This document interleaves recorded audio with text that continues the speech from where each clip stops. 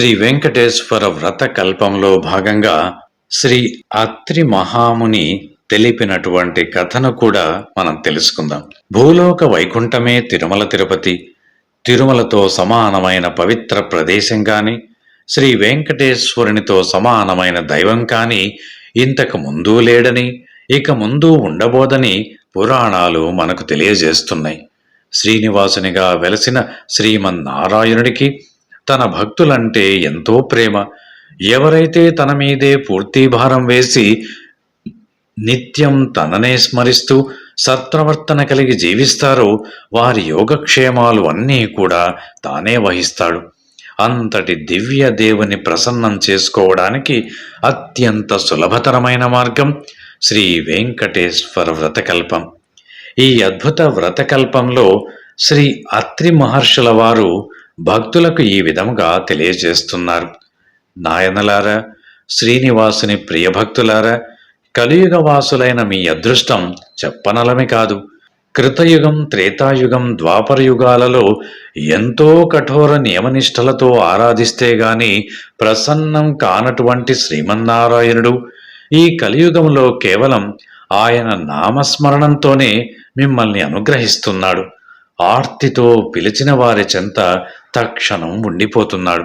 అంతటి కరుణామూర్తి శ్రీనివాసుడు. తిరుమల క్షేత్రమంతా సాలగ్రామమయమే. ఆ పవిత్రమైనటువంటి కొండపై మీరు వేసే ప్రతి అడుగు ఎన్నో జన్మల పుణ్యఫలం. పూర్వకాలంలో కౌమార దేశంలో మిత్రుడు అనే ఒక వ్యక్తి ఉండేవాడు. అతడు తన కులవృత్తిని నిర్వర్తిస్తూ వీలు ఉన్నంతలో దాన ధర్మాలు గావిస్తూ ధర్మపరంగా జీవిస్తూ ఉండేవాడు. కానీ అతడి దిగులు అంతా కూడా అతనికి ఉన్నటువంటి అవిటితనమే. కాలు అవిటిది కావడం చేత అతను ఏ పని సరిగా చెయ్యలేక కష్టంగా ఉండేది. దానికి తోడు గంపెడు సంసారం. తాను కష్టపడకపోతే పూట గడవదు. ఎల్లప్పుడూ ఆ శ్రీనివాసుడినే ప్రార్థిస్తూ ఉండేవాడు. ఏదో ఒక రోజున ఆ స్వామి తనను కరుణిస్తాడన్న నమ్మకంతో జీవనం సాగిస్తూ ఉన్నాడు. భక్తజన సులభుడైనటువంటి శ్రీమన్నారాయణుడు ఇదంతా గమనిస్తూనే ఉన్నారు. ఎవరికైనా వారి పూర్వజన్మ కర్మ నివృత్తి అయ్యే సమయానికి శ్రీనివాసుడే ఏదో ఒక రూపంలో వచ్చి తన భక్తులను తప్పక ఆదుకుంటాడు. ఒకరోజు సాయంకాలం నాడు రోజులాగే మిత్రుడు తాను ఒక పెద్ద బట్టల మూటతో పట్టణానికి రోజుతూ రొప్పుతూ తిరిగి వస్తున్నాడు. ఇంతలో మార్గమధ్యంలో అతడికి ఒక ముసలి బ్రాహ్మణుడు తారసిల్లాడు. సహజంగా భక్తి శ్రద్ధలు కలవాడవడం చేత మిత్రుడు భుజం మీద ఉన్నటువంటి మూట క్రింద పెట్టి ఆ బ్రాహ్మణుడికి నమస్కరించాడు. అంతటా ఆ విప్రమోత్తముడు, నాయన, ఈ అవిటికాలితో ఎంతో బాధపడుతున్నావు. నీ బాధ చూడడానికే కష్టంగా ఉంది. నువ్వు ఎంత కష్టపడుతున్నావో కదా అని అన్నాడు. అప్పుడు ఆ మిత్రుడు, స్వామి, మీరెవరో మహానుభావులలాగా ఉన్నారు. గంపెడు సంసార భారం చేత నాకు ఈ పని తప్పడం లేదు. ఈ అవిటితనం పోయే మార్గం ఏదైనా ఉంటే సెలవీయవలసింది అని విన్నవించుకున్నాడు. అప్పుడు ఆ ముసలి బ్రాహ్మణుడు, నాయన, మిత్రుడా, తప్పక చెబుతాను, సావధానముగా వినుము. నీ అవిటితనం పోవడమే కాకుండా నీకు అష్టైశ్వర్యాలు కలిగే వ్రతం ఒకటి చెబుతాను. వ్రతం ఆచరించిన మరుక్షణమే నీకు 1000 వరహాలు లభిస్తాయి. అయితే ఒక షరతు, అందులో సగం నాకు సమర్పించాలి. రేపు మళ్ళీ ఇదే సమయానికి ఇక్కడికి వస్తాను అని చెప్పి ఆ విప్రమోత్తముడు వెళ్ళిపోయాడు. అప్పుడు మిత్రుడు, స్వామి, ఇంతకు మించిన మహాభాగ్యం ఏముంటుంది? ఆ వ్రతమేదో ఈరోజే ఆచరిస్తాను, సెలవియ్యండి అని ప్రార్థించగా ఆ బ్రాహ్మణుడు శ్రీ వెంకటేశ్వర వ్రతకల్పాన్ని వివరంగా తెలిపాడు. మిత్రుడు రెట్టించిన ఉత్సాహంతో ఇంటికి వచ్చి ఈ విషయమంతా తన భార్యకు తెలిపాడు. ఇరుగు పొరుగు వారిని ఆహ్వానించి శ్రీ వెంకటేశ్వర వ్రతాన్ని ఆచరించి తీర్థ ప్రసాదాలు తాను స్వీకరించి వచ్చిన వారందరికీ పంచాడు. ఇంతలో ఇంటి బయట ఏదో కోలాహలం వినపడింది. మిత్రుడి కుమారుడు బయట నుంచి ఇంట్లోకి పరుగు పరుగున వచ్చి, అయ్యా, రాజభటులు నీకోసం వచ్చారు. రాజుగారు నీకు కట్న కానుకలు పంపించారట అన్నాడు.